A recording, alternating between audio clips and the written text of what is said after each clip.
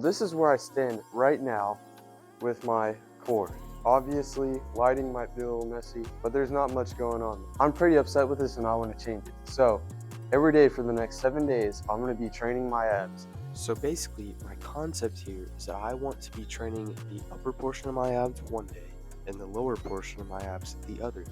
So as you can see on day one here, I started to train the lower portion of my abs with these leg raises type movements. This is going to allow me to, the day after, work the upper portion without, in a way, overtraining the bottom abs or the whole ab group in general. So as you can see here, I'm testing out my initial plank time. I have never really trained abs consistently. I always kind of just let my core be a part of the lift. So here's my plank. It ended up being around 2 minutes in the end, which I'm honestly pretty okay with. So this is now day number 2. I'm very sore, but I'm lucky because yesterday I spaced it out so I could work them again today without working the sore parts. So yesterday I worked the lower portion of my abs. These are incredibly sore. Almost anything I've done with my core today has been affected by the soreness of these lower abs. So today we're going to be focusing on the upper portion or the top 2 of my core.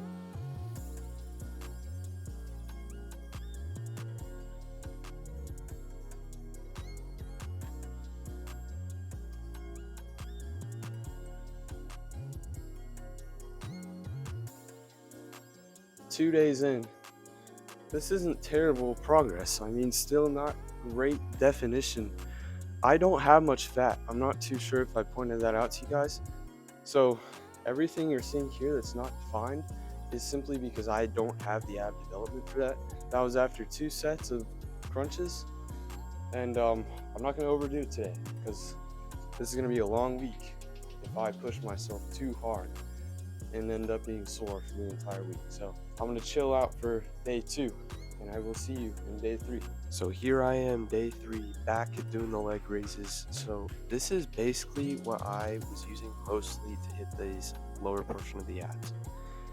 As you can see, I kind of tried to switch it up a little bit and did some different movements, just trying to test out at this point what was actually the most effective for me.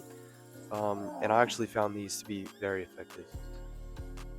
To save you guys some boredom here, I'm skipping over day 4 because that was basically just the same thing as day 2. I still want to show this so it doesn't look like I'm just faking the entire thing. So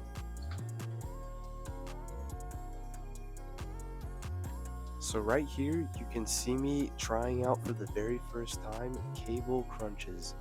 These were actually very hard for me to get the hang of for some reason. I did not realize how tricky of a movement this was. Eventually though, I do think I get this down pretty well, but you can definitely see me trying to figure this out at the start. Alright, so here we are on set number 2 of day 6. I feel like I really started to get the movement down here, and I was definitely feeling the burn on more than any of the exercises I had done in the past. This might be because I'm sore, but I think it's because it works.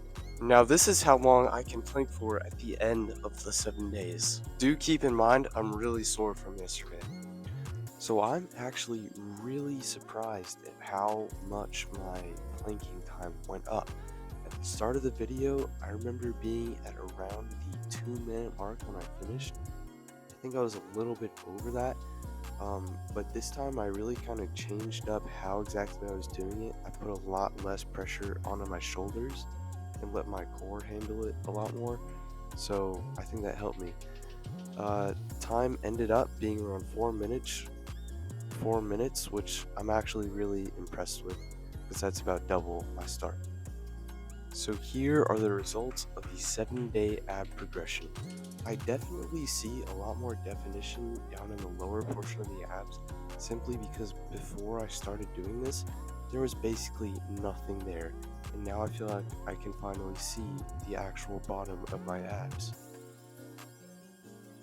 If I have one takeaway from this, it's don't work any muscle group every single day. Muscle growth happens in that recovery part. You breaking down the muscle allows it to repair. If you don't allow that repair, you are not going to build the muscle. I did make progress, but I truly do think I would have made so much more if I had done this over the span of 3 weeks rather than crammed it all into one. Because as I said before, you need recovery to actually build the muscle.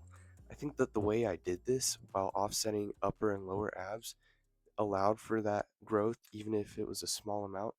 But next time, please don't do it over the span of a week. Take your time, space it out, and let your muscle recover.